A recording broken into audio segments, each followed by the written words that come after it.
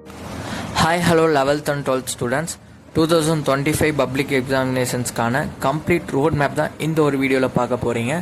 So இந்த whole year நாம் எதுக்காக படிச்சிருக்கோம் அப்படின்னு நீங்கள் ஒரு சீட்டில் எழுதிட்டு உங்களை நீங்களே கேட்டுக்கிட்டிங்கன்னா எஸ் அப்சல்யூட்லி ரைட், கட் ஆஃப்காக தான் படிச்சிருப்பீங்க. ஸோ தென் ஸோ உங்களோட நல்ல மார்க்ஸ் எடுக்கணுங்கிறதுக்காக நீங்கள் படிச்சிருப்பீங்க. ஸ்டார்டிங் ஃப்ரம் மிட் டேர்ம்லேருந்து அப் டு இந்த ரிவிஷன் எக்ஸாம் வரையும். ஸோ நீங்கள் நிறைய எக்ஸாம்ஸ் எழுதியிருப்பீங்க. ஸோ உங்களுக்கு ஒரு ஐடியாஸ் கிடச்சிருக்கும். பட் அந்த ஒரு ஐடியாஸ் மட்டும் போதுமானா ஸோ கிடையாது. ஸோ இந்த 1 மந்தில் நீங்கள் எப்படி படிக்கணும், அதாவது எந்தெந்த சப்ஜெக்ட்டுக்கு நீங்கள் ப்ரெஃபரன்ஸ் கொடுக்கணும், அந்த எந்த சப்ஜெக்டில் என்ன மெயினாக ஃபோக்கஸ் பண்ணணுங்கிறதுக்கான ஒரு ஐடியாஸ், டிப்ஸ் அண்ட் ட்ரிக்ஸ் இருக்க போகுது. ஸோ இந்த வீடியோவை ஸ்டார்ட் பண்ணுறதுக்கு முன்னாடி நீங்கள் வரப்போகிற 2025 பப்ளிக் எக்ஸாமினேஷன்ஸில் அவுட் ஆஃப் 200க்கு எவ்வளோ கட் ஆஃப் நீங்கள் எய்ம் பண்ணியிருக்கீங்க, ஸோ நான் இவ்வளோ கட் ஆஃப் எடுத்தால் நான் படித்ததுக்கு ஓகே அப்படின்னு நினைக்கிறீங்க அப்படிங்கிறத கமெண்ட் செக்ஷனில் சொல்லுங்கள். ஸோ இந்த ஒரு வீடியோ ஸ்பெஷலாக இருக்க போகுது. அதே மாதிரி நீங்கள் நம்மளோட school news 10th 11th 12th சேனலோட ஓல்டு சப்ஸ்கிரைபராக இருந்தீங்கன்னா ஸோ உங்களுக்குலாம் சாரி. ஸோ நான் ரெக்கவர் ஆகி வரதுக்கு இவ்வளோ நாள் ஆயிடுச்சு. ஸோ நான் இப்போ எதுக்கு வீடியோ போடுறதுக்கு ஒரே காரணம் 2024 ஸ்டார்டிங்கில் இருந்து நம்மளோட சேனலை பார்த்த எல்லா ஸ்டூடெண்ட்ஸ்க்குமே ஸோ நீங்கள் என்னை எவ்வளோ பிலீவ் பண்ணி பார்த்துருப்பீங்கன்னு எனக்கு மட்டும்தான் தெரியும். ஏன்னா உங்களோட கமெண்ட்ஸ் அப்படி இருந்தது. ஸோ உங்களுக்காக இந்த எக்ஸாம் முடிகிற வரையும் நான் வீடியோஸ் கன்ஃபார்மாக கொடுப்பேன். நீங்கள் மட்டும் பார்த்தீங்கன்னா கூட ஓகே தான். ஸோ இதை நான் இந்த இடத்துல சொல்லிக்கிறேன். ஸோ ஸ்டூடெண்ட்ஸ், இனி நீங்கள் நான் டேரெக்டாக நான் உங்ககிட்ட என்ன இதுதான் ரியாலிட்டி அப்படிங்கிறத நான் பேச வந்திருக்கேன். ஸோ நான் அதை சொல்கிறேன், நீங்கள் எடுத்துக்கோங்க. ஸோ நீங்கள் இந்த 12th எடுக்கக்கூடிய இந்த கட் ஆஃப் மார்க்ஸ் தான் உங்களுக்கு உங்களோட காலேஜுக்கு மெயின் இம்பார்ட்டன்ட். ஸோ நீங்கள் ஒரு டீசெண்டான காலேஜில் படிக்கணும், நல்ல ஒரு ஜாப் போகணும், உங்களோட ஸ்கில்லை டெவலப் பண்ணிக்கணும்னு நினைக்கிறீங்கன்னா ஸோ இந்த 1 மந்த் மட்டும் நீங்கள் எஃபர்ட் போடுங்க. ஸோ அதுக்கப்புறம் எக்ஸாம் முடிஞ்சிடும். ஸோ அதுக்கப்புறம் நீங்கள் கொஞ்சம் ஃப்ரீ ஆகிக்கலாம். ஸோ அதுக்கப்புறம் நீங்கள் உங்களுக்கு பிடிச்சதை பண்ணுங்கள். ஸோ இந்த ஒரு 1 மந்த் நீங்கள் ஸோ உங்களுக்குள்ளேயே சொல்லிக்கோங்க, அந்த 1 மந்த் நான் அந்த அதாவது நம்மளை திசை திருப்பக்கூடிய இந்த டிஸ்ட்ராக்ஷன்லேருந்து நான் போக மாட்டேன். ஸோ மொபைல்ஸ், அதே மாதிரி இந்த டிவி பார்க்குறது, அதே மாதிரி அன்வான்ட் திங்ஸ்லாம் பண்ணிகிட்டு இருக்குது. ஸோ இதெல்லாம் நான் தடுத்துட்டு அதை மட்டுமே தான் ஸோ நீங்கள் கான்சன்ட்ரேட்டாக உட்காந்து ஃபோக்கஸ் பண்ண முடியும். ஸோ இதில் ஃபஸ்ட்டு நம்ம உள்ள டேரெக்டாக ஸ்டடி பிளான்குள்ளே போயிடலாம். ஸோ உங்களுக்கு 600 மார்க்ஸில் இந்த இன்டர்னல் மார்க்ஸ், அதே மாதிரி ப்ராக்டிகல்ஸ் மார்க்ஸ்லாம் ஸோ அப்படியே உங்களுக்கு சாலிடாக போட்டுற போகிறாங்க.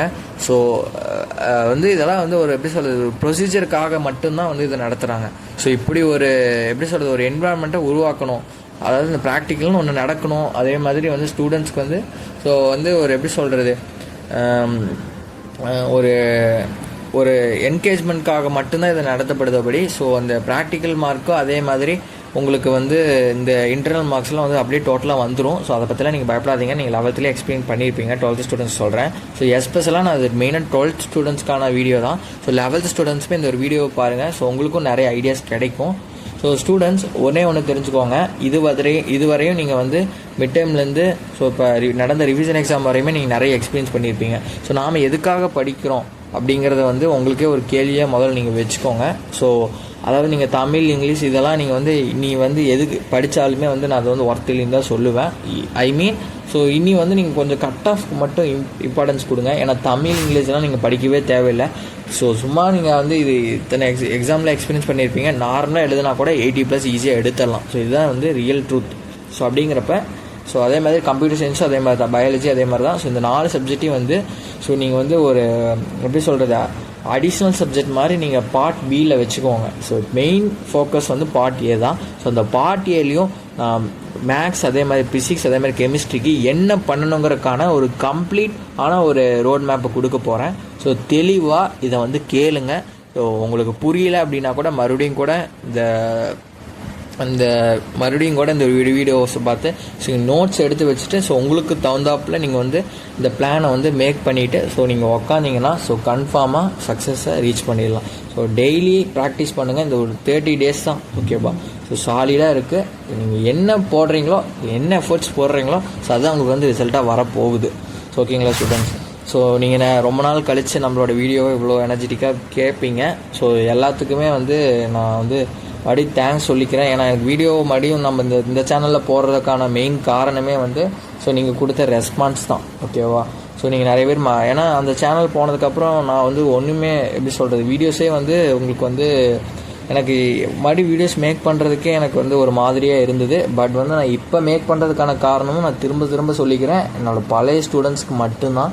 ஏன்னா அவங்க என்னை பிலீவ் பண்ணி பார்த்தாங்க. ஸோ அவங்களுக்கு நான் லாஸ்ட் மினிட்ல என்னால் என்ன கொடுக்க முடியுமோ பெஸ்ட்டாக அதை நான் வந்து உங்களுக்கு கொடுக்குறேன். ஸோ இப்போ வாங்க பார்க்கலாம். ஃபஸ்ட்டு வந்து நான் வந்து இந்த ஃபிசிக்ஸ், கெமிஸ்ட்ரி, மேக்ஸ்க்கு என்ன பண்ணணும்னு சொல்லிடுறேன். இப்போ தங்கங்களா, நீங்கள் மேக்ஸில் 100 எடுத்திங்கன்னா அப்படியே ஆட் ஆக போகுது கட் ஆஃபில். ஸோ அப்போ அது எந்த அளவுக்கு இம்பார்ட்டன்ஸ் கொடுக்கணுங்கிறத நீங்கள் தெரிஞ்சுக்கோங்க. ஸோ மேக்ஸில் சாலிடாக வரக்கூடிய மார்க்னால் வந்து இந்த 1 மார்க் தான். 1 மார்க்கில் வந்து போன இயரில் எடுத்து பாருங்கள், போன இயருக்கு முந்தின எடுத்து பாருங்கள். ஸோ 17 மார்க் வந்து உங்களுக்கு வந்து சாலிடாக கேட்டிருப்பாங்க. ஸோ அதாவது போன இயர் வந்து 17 மார்க், அதுக்கு முந்தின இயர் வந்து 18 மார்க் 1 மார்க் வந்து அப்படியே புக் பேக்லேருந்து வந்துருந்தது. ஸோ மீதி இருக்கக்கூடிய 1 மார்க்ஸுமே நீங்கள் ஈஸியாக சால்வ் பண்ணுற மாதிரி தான் இருக்கும். ஸோ அதனால் 1 மார்க்ஸ் வந்து நான் லாஸ்ட் மினிட்ல படிக்க போகிறேன், நான் எக்ஸாம் டைமில் அந்த கொடுக்கக்கூடிய கேப்பில் படிக்க போகிறேன் அப்படின்ட்டு வந்து நீங்கள் உட்கார வேண்டாம். ஸோ அது வந்து ராங் டெசிஷனாக தான் இருக்கும். ஸோ இப்போலேருந்தே படிச்சுக்கோங்க. ஒரு லெசனுக்கு 25 1 மார்க்ஸ் தான். ஸோ படித்து கீவேர்டு வச்சு மெமரியே பண்ணிக்கோங்க. ஸோ அதை கூட நீங்கள் எழுதி கூட பார்க்கலாம். ஸோ அதாவது பிடிஎஃப் ஆன்லைனில் லேப்டாப்பில் ஓப்பன் பண்ணி வச்சுக்கோங்க. ஸோ அதில் கொஸ்டின்ஸை பார்த்து நீங்கள் வந்து ஆன்சர்ஸ் வந்து எழுதுங்க. ஸோ நான் ஆட் ஈவன் மெத்தட் நான் ஓல்டு வீடியோவில் சொல்லியிருப்பேன். ஸோ அந்த மெத்தடில் யூஸ் பண்ணி நீங்கள் வந்து 1 மார்க்ஸை முதல்ல பைஹார்ட் பண்ணி தரவோட வச்சுக்கோங்க. ஸோ என்ன நீங்கள் இப்படி சொல்கிறீங்க மேக்ஸ் அப்படின்னா, ஸோ இதெல்லாம் கம்பல்சரியாக வரக்கூடிய பார்ட். ஸோ இதெல்லாம் இப்படி பண்ணால் மட்டும்தான் உங்களுக்கு மார்க்ஸ் வந்து ஷியூராக வந்து கன்ஃபார்ம் ஆக போகுது. ஸோ இதுலேருந்து ஒரு 15 மார்க்ஸ், அதாவது 15 மார்க் உங்களுக்கு வந்து கன்ஃபார்ம் ஆயிரும். ஸோ நீங்கள் நல்லா படிச்சிட்டிங்கன்னா நீங்கள் ஷியூராக சொல்லலாம் உங்களுக்கு 18 மார்க்கு கிட்டத்தட்ட கன்ஃபார்ம் ஆயிரும். ஸோ இன்டீரியர் கேட்குறதுமே உங்களுக்கு தெரில அப்படின்னா, ஸோ நீங்கள் இங்கி பிங்கி பாங்கி போட்டால் கூட உங்களுக்கு மேபி சான்ஸ், உங்கள் லக் நல்லா இருந்தது அப்படின்னா உங்களுக்கு வந்து அதுலேயுமே கூட மார்க் வருவதற்கான வாய்ப்புகள் இருக்குது. ஸோ இப்படி வந்து நம்ம வந்து 20 மார்க் ஸ்கோர் பண்ணிவிட்டோம், 10 மார்க் இன்டர்னல் கொடுத்துட்டாங்க. ஸோ மீதி இருக்கிற பார்ட் வந்து என்ன பார்க்கணும், ஸோ உங்களுக்கு எந்தெந்த சாப்டர்லாம் நீங்கள் ஃபுல்லாக பார்க்கணுன்னா ஒரு 7 சாப்டர் இருக்குது. அந்த 7 சாப்டர் என்னென்னங்கிறத நான் வந்து நீங்கள் கமெண்ட் செக்ஷனில் கேளுங்க சொல்கிறேன். அந்த 7 சாப்டர் படித்தாலே நீங்கள் மேக்ஸிமம் 90+ கிராஸ் பண்ணிடலாம். அந்த 7 சாப்டர் மட்டும் நீங்கள் மெயினாக ஃபுல்லாக பாருங்கள், ஓகேவா? அந்த 7 சாப்டர் என்னென்னு சொல்கிறேன். ஸோ அதுக்கப்புறம் அந்த 7 சாப்டரில் கவர் ஆகாத ஈஸி சாப்டர் தான் அந்த 12th சாப்டர் ஒன்று தான். அந்த 12th சாப்டரில் ஒன்றுமே இல்லை. வித்தின் 1 ஹவரில் நீங்கள் புதுசாக பார்த்தீங்கன்னா கூட 1 மணி நேரத்தில் அந்த 12th சாப்டரை பார்த்துடலாம். ஏன்னா அந்தளவுக்கு ஒன்றும் அங்கே கஷ்டமாக இருக்காது. ஸோ நான் இதை பேசிக்கலாக நீங்கள் எந்தெந்த சாப்டரில் 5 மார்க்ஸ்லாம் நீங்கள் ஷியூராக எதிர்பார்க்கலாங்கிறதே சொல்கிறேன். ஃபஸ்ட்டு சாப்டர்லேருந்து வரும், செகண்ட் சாப்டர்லேருந்து வரும். அதே மாதிரி 5th சாப்டரில் இந்த 5.5ல் கன்ஃபார்மாக ஒரு 5 மார்க் வரும். ப்ரீவியஸ் இயர் 2 5 மார்க் கேட்டிருந்தாங்க. ஸோ அதனால் அந்த மாதிரி பார்த்துக்கோங்க. ஸோ அதே மாதிரி 6th சாப்டர்லேருந்து கன்ஃபார்மாக 5 மார்க் வரும், 4th சாப்டர்லேருந்து வரும், 7th சாப்டர்லேருந்து வரும், 8th சாப்டர்லேருந்து வரும். ஸோ இந்த மாதிரி நான் அந்த 7 சாப்டர் நான் இப்போயே சொல்லிட்டேன். ஸோ நீங்கள் வந்து எனக்கு கமெண்ட் செக்ஷனில் போடுங்க, அது என்ன 7 சாப்டருங்கிறத நான் அதையுமே வந்து நான் வந்து சொல்கிறேன். அந்த 7 சாப்டரை ஃபுல்லாக ஃபோக்கஸ் பண்ணிக்கோங்க. அது போக ஒரு சில அந்த 11th சாப்டர் 12th சாப்டரில் ஈஸியாக இருக்கும் பார்த்தீங்களா? ஸோ அந்த சாப்டரையும் பார்த்துட்டிங்கன்னா ஒரு 9 சாப்டர் நீங்கள் ஒரு 9 சாப்டர் நீங்கள் ஃபுல்லாக பார்க்குற மாதிரி வரும். ஸோ அந்த 9 சாப்டரை பார்த்தாலே ஸோ கன்ஃபார்மாக 90+ எடுத்துடலாம். ஸோ நான் சென்டம் எடுக்கணும் அப்படின்னு நினைக்கிற ஸ்டூடெண்ட்ஸ் வந்து முடிஞ்ச அளவுக்கு அவங்களுக்கும் நான் ஒரு ஐடியாஸ் கொடுக்குறேன். இந்த நான் இப்போ சொல்கிற இந்த 9 சாப்டரை பார்த்துட்டு ஸோ நீங்கள் 1 மார்க்ஸ் ஃபோக்கஸ் பண்ணிங்கன்னா ஸோ நீங்கள் கன்ஃபார்மாக 95+ எடுத்துடலாம். ஸோ சென்டம் எங்கே மிஸ் ஆகும் அப்படின்னா கம்பல்சரியில் மிஸ் ஆகிறதுக்கான வாய்ப்புகள் இருக்குது. ஸோ அதனால் ஸோ கொஞ்சம் அவேராக இருந்துக்கோங்க. நான் என்ன சொல்ல வரேன்னு புரிஞ்சிருக்குன்னு நினைக்கிறேன். ஸோ இவ்வளோ தான் மேக்ஸ்.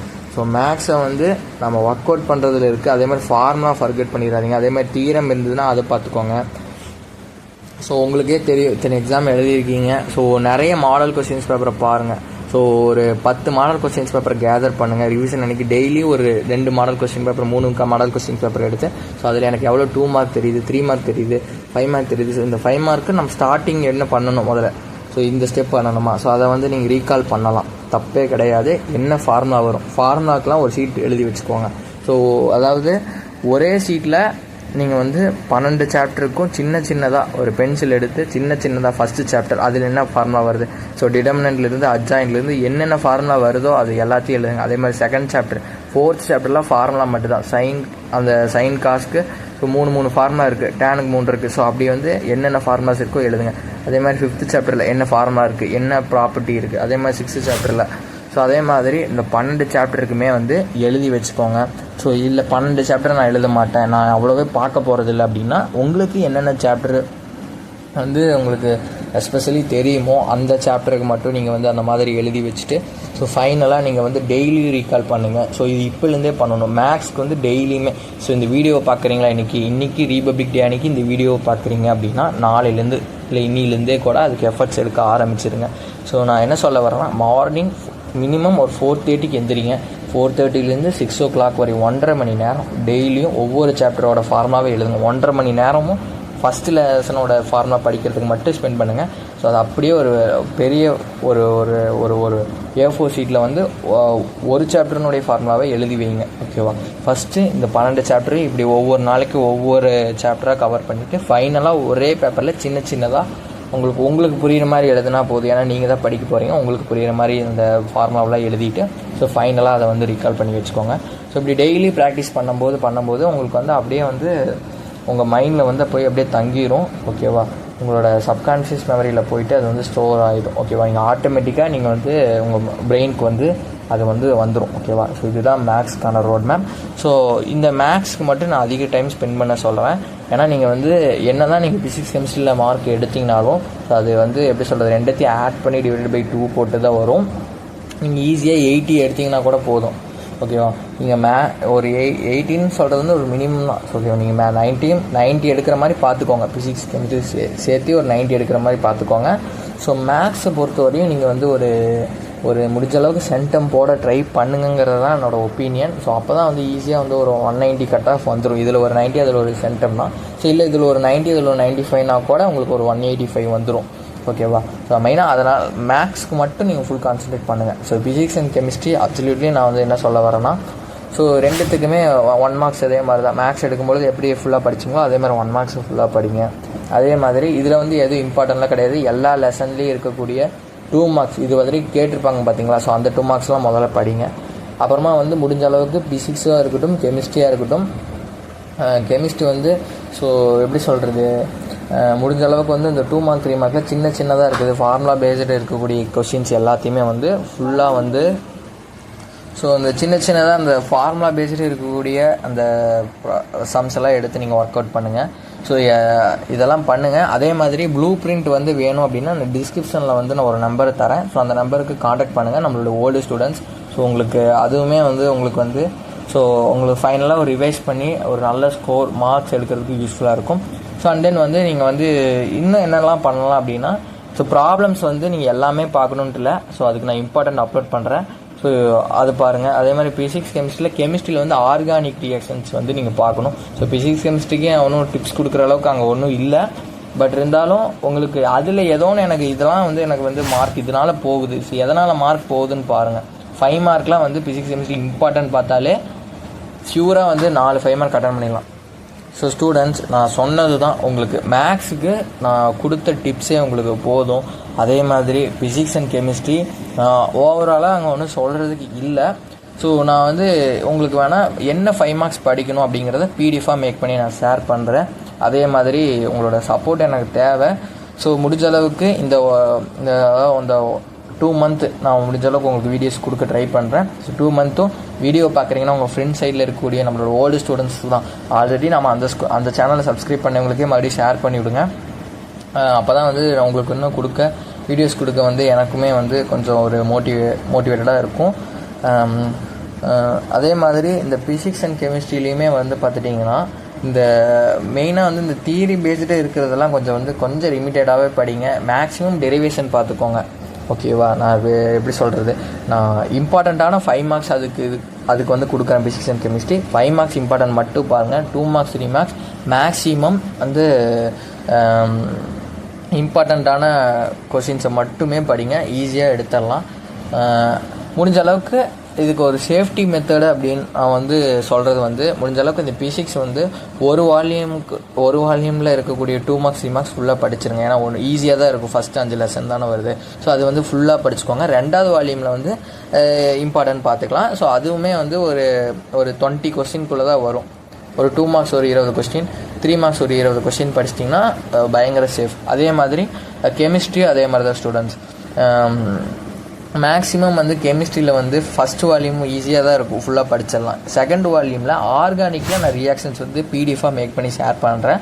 ஸோ பிடிஎஃப்னு வந்து கமெண்ட் பண்ணுங்கள், நான் உங்களுக்கு வந்து பிடிஎஃபாக மேக் பண்ணி ஷேர் பண்ணலாம். நெக்ஸ்ட்டு உங்களுக்கு என்ன வீடியோ எதிர்பார்க்குறீங்க அப்படிங்கிறத சொல்லுங்கள்.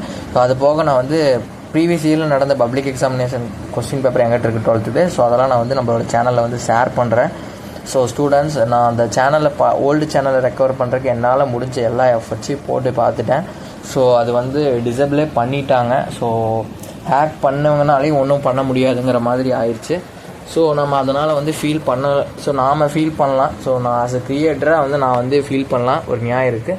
ஸோ என்னோடய வீடியோவை பார்த்து நிறைய ஸ்டூடெண்ட்ஸ் வந்து இன்ஸ்பைர் ஆகி படித்து நல்ல மார்க்ஸ் எடுத்திருப்பீங்க இதுக்கு முன்னாடி. ஸோ அவங்களாம் வந்து என்ன பண்ணாங்க, ஸோ இனி வந்து ஸ்டார்டிங் 2024 நம்மளோட வீடியோவை பார்த்து அவங்களுமே வந்து அவங்க என்ன பண்ணுவாங்க, ஸோ அதாவது நான் வீடியோவை க்ரியேட் பண்ணுறேன், ஸோ நம்மளோட சேனலில் போடுறோம், ஸோ நீங்கள் பார்க்குறீங்க அப்படின்னா, ஸோ அது போயிடுச்சு அப்படின்னா நீங்கள் என்ன தப்பு பண்ணீங்கிற யோசிச்சு பார்க்கும்போது தான் என்னால் வந்து உங்களுக்கு வந்து உங்களோட படிப்பு வந்து கெட்டுறதை வந்து என்னால் பார்த்துட்டு இருக்க முடியல. ஸோ அதனால தான் மறுபடியும் நான் வந்து வீடியோவை போட்டேன்.